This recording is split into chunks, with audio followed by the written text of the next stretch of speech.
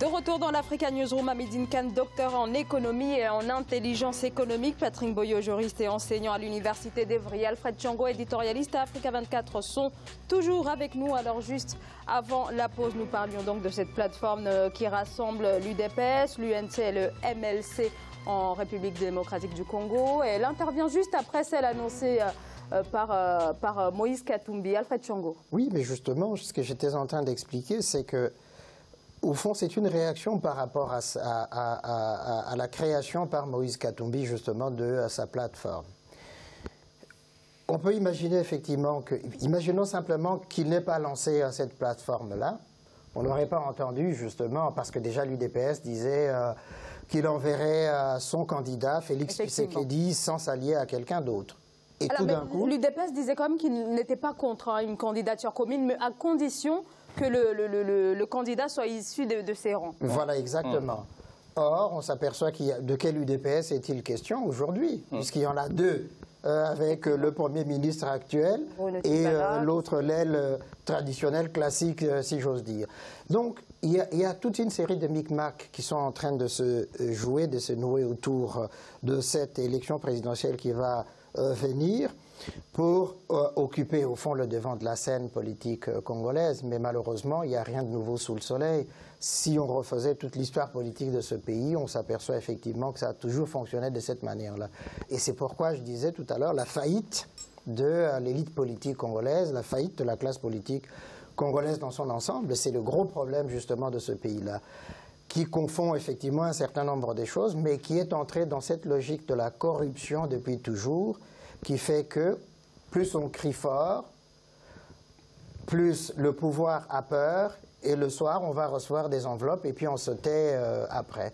C'est ce qui est en train de se jouer dans ce cas-là. Donc finalement, ce sont toujours les intérêts personnels qui l'emportent finalement sur ce rêve d'alternance démocratique. Mais il y a cette contradiction. D'alternance politique. Oui, il y a cette contradiction dans le chef de toutes ces personnes qui se présentent à cette élection. D'ailleurs, si on va jusqu'au bout de la logique, lequel d'entre eux a un trésor de guerre pour financer la campagne présidentielle, par exemple?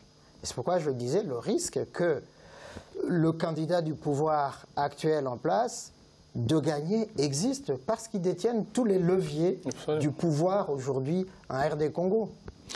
Ça me fait réagir en disant une chose, que la situation en République démocratique du Congo, pour nous qui sommes originaires de ce pays, c'est tellement confus pour ceux qui sont à l'extérieur que quand on l'analyse, il faut présenter les choses dans un contexte précis et savoir commenter.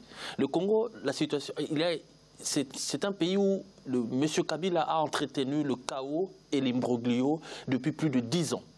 Alors, expliquer à quelqu'un que voilà, nous sommes dans un pays où quand on parle de l'UDPS, vous entendrez parler de deux UDPS parce qu'on a voulu qu'il y ait deux UDPS et qu'il y ait plusieurs partis, le dédoublement des partis politiques est une stratégie réelle. Il faut que les gens comprennent cela. J'insiste encore pour dire que aujourd'hui, dans la classe politique congolaise, on est en train de rebattre les cartes. Personne ne mène le jeu. Ce n'est pas Moïse Katumbi parce qu'il a lancé quelque chose que les autres vont suivre derrière. Ce n'est pas ça. L'UDPS est en train de préparer son congrès depuis plusieurs mois. Ils ont des difficultés sérieuses, mais ils comptent y arriver avec leurs propres moyens, la volonté qu'ils ont. D'autres partis sont en train de s'organiser. Le MLC vit depuis plus d'une dizaine d'années maintenant, sans leader, mais ils essaient d'exister. L'UNC avec Kamere qui mange avec Kabila le soir, le lendemain il est avec l'opposition, à 17h il vient chez Kabila, on ne sait même pas où est-ce qu'il est. Donc avec Moïse Katumbi qui a amassé un bon butin de guerre, comme on dit, parce qu'il a sérieusement pillé le Katanga, ce monsieur.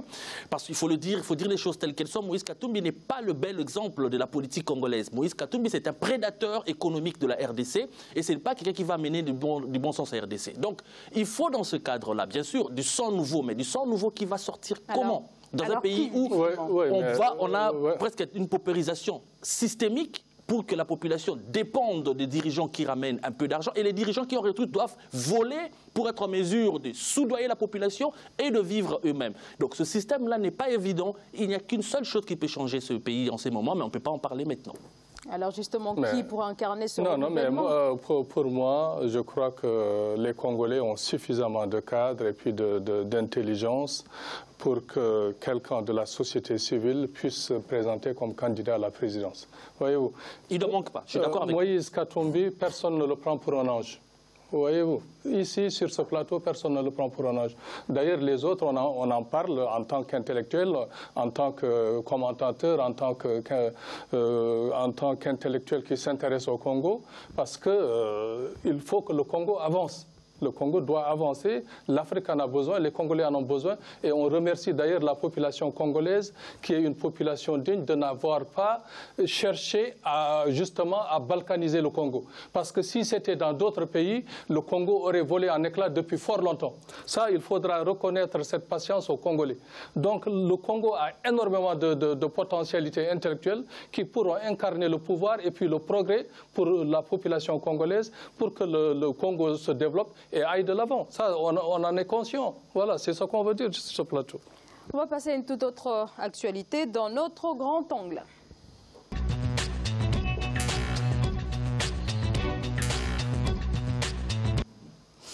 Afin d'éloigner les risques de pénurie de devises, la Banque centrale nigériane a procédé à une nouvelle injection de liquidités sur le marché de change, plus de 355 millions de dollars. Le Nigeria qui continue de subir les contre-coups de la chute des cours du pétrole et qui est sorti il y a à peine 6 mois d'une longue période de récession. Les précisions de Tchèque Omar Bandaogo.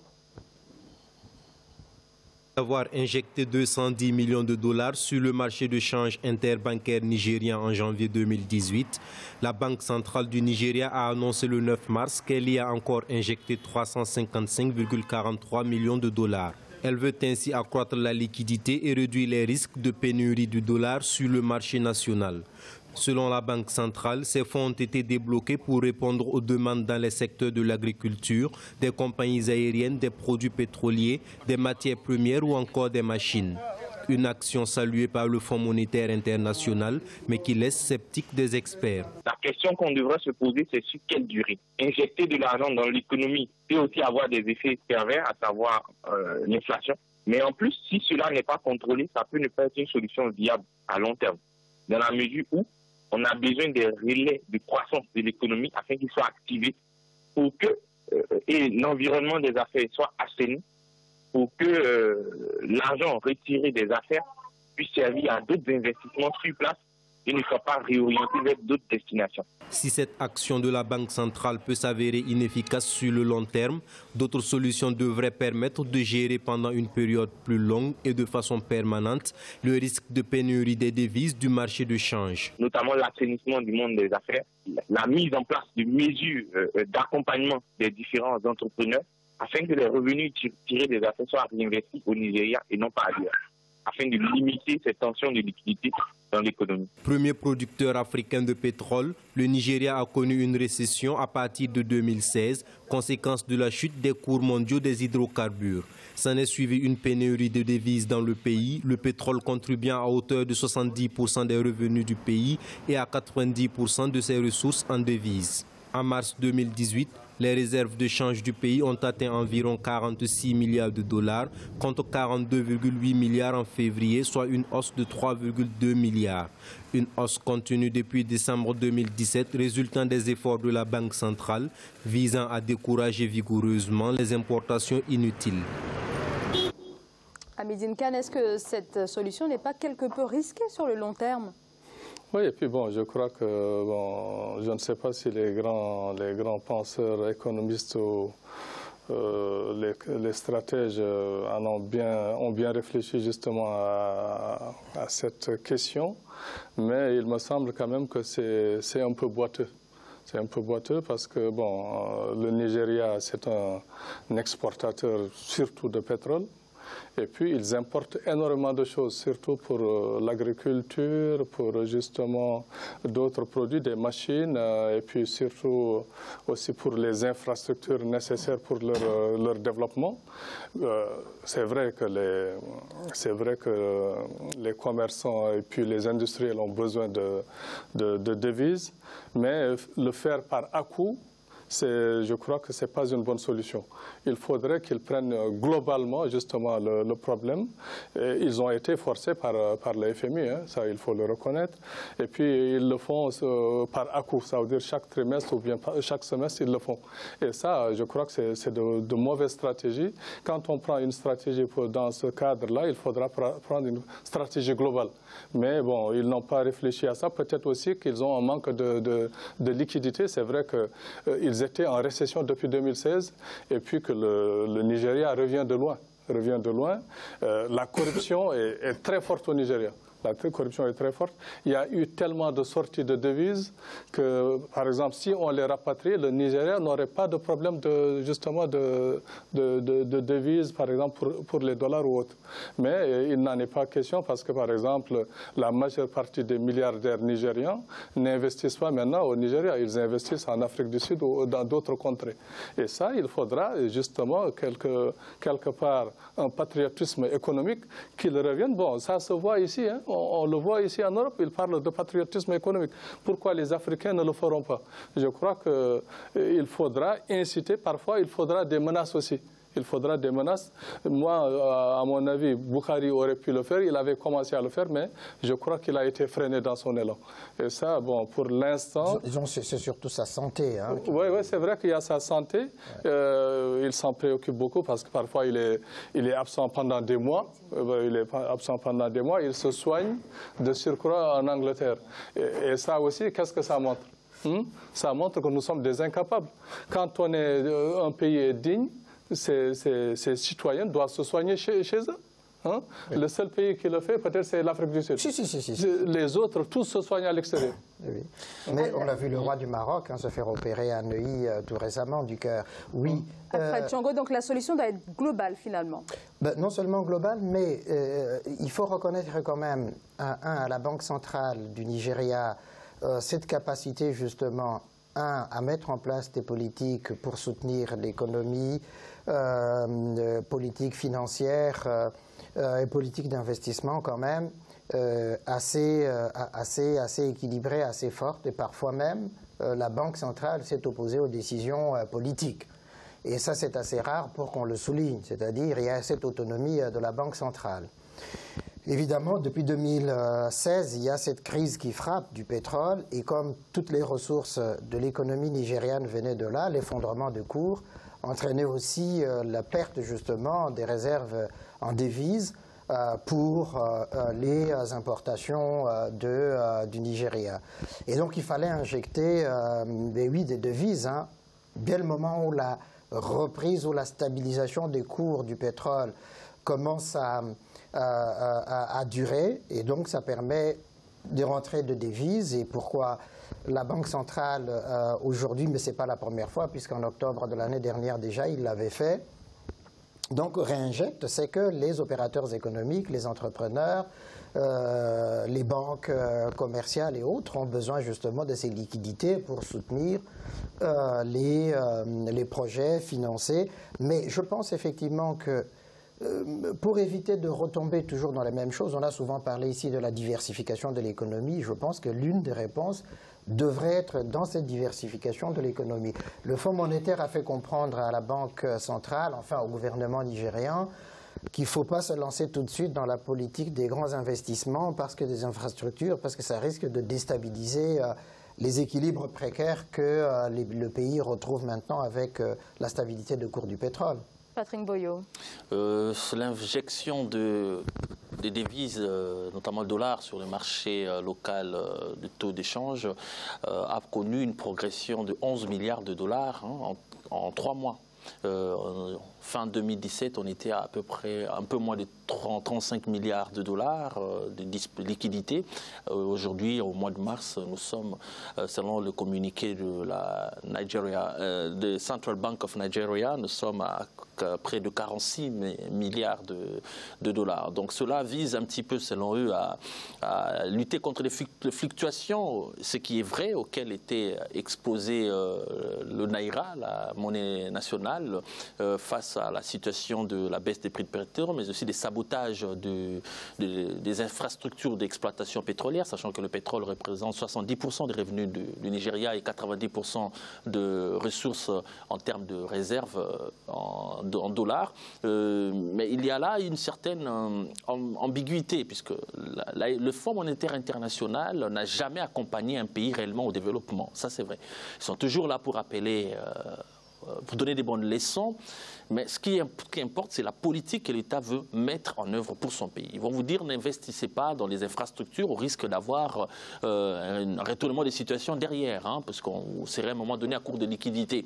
Mais en même temps, il faut diversifier l'économie nigériane. 70% des revenus nationaux constitués par un seul poste économique, le pétrole, c'est beaucoup trop.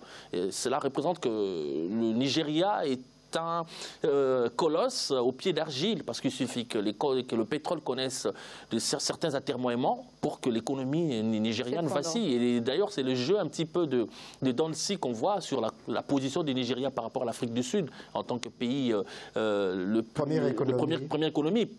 Et très vite, le Nigeria ne sait pas maintenir une place sur 2-3 mois. C'est difficile. Très vite, il repasse derrière l'Afrique du Sud. Or, en termes de potentialité économique, de ce que le Nigeria produit, en termes de productivité, le Nigeria produit beaucoup plus que l'Afrique du Sud. Mais simplement, c'est condensé dans un seul domaine économique et du coup, il y a beaucoup de difficultés. Moi, je pense que s'ils se mettent à suivre exactement, comme l'a dit l'expert en économie, M. Khan tout à l'heure, s'ils se mettent à suivre tout ce que le Fonds monétaire dit, ils ne savent pas, parce que personne ne prédit la prochaine crise du pétrole. Hein, c'est souvent un cycle. C'est vraiment des règles prudentielles que le Fonds monétaire indique d'ailleurs, parce que le Nigeria a demandé un financement du Fonds monétaire, le Fonds monétaire a dit non. Vous avez des capacités vous-même de soutenir votre économie, donc nous on ne finance pas, mais avec ce que vous avez maintenant, cette reprise qui arrive, la sortie de la récession, eh bien, il vous revient justement d'avoir un peu d'orthodoxie dans la gestion Bon, moi, je crois d'ailleurs qu'avec l'arrivée de Buhari, la corruption a commencé à diminuer. Absolument. Parce qu'il a maté beaucoup des gens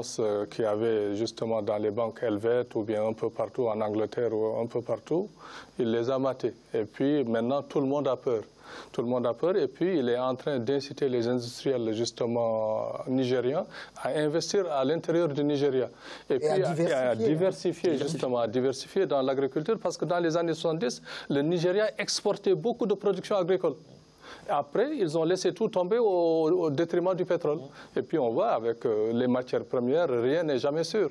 Donc je crois que... Et la diversification, pour vous compléter, la diversification ne peut avoir de bel avenir que si il y a des infrastructures derrière qui suivent. Puisque une personne qui voudrait investir dans l'agriculture doit se demander où sont les routes pour la desserte agricole. Une personne qui voudrait investir dans l'industrie va se demander où est-ce que je vais me procurer les matériaux, de l'énergie électrique, les matériaux pour mon industrie, et les matières premières à transformer et comment je vais faire en sorte pour écouler ce que je transforme. Donc les infrastructures sont nécessaires. C'est bien ce que fait le Nigeria. La Banque centrale essaye un petit peu parfois d'être autonome plus ou moins, c'est très bien, mais il faut, moi ça je le pense, peut mieux faire.